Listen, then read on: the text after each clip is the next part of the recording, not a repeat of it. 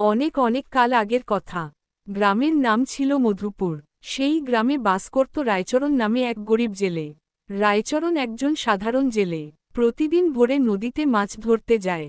একদিন মাঝরাতে হঠাৎ তার স্বপ্নে এক অচেনা কণ্ঠ বলে, কাল রাতেই নদীতে যেও, আমি তোমার অপেক্ষায় আছি।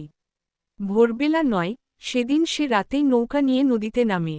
নদী যেন অস্বাভাবিকভাবে শান্ত। চাঁদের আলোয় সে দেখতে পায়, মাঝনদীতে এক নারী দাঁড়িয়ে আছে। সে ভাবল, কেউ হয়তো বিপদে পড়েছে।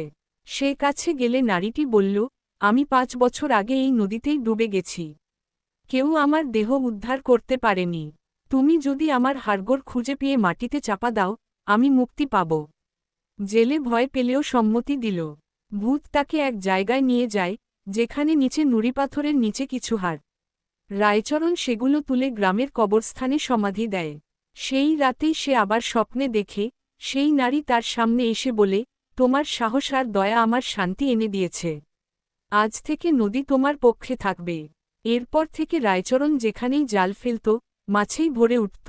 লোকেরা বলত, নদীর ভূত তার বন্ধু।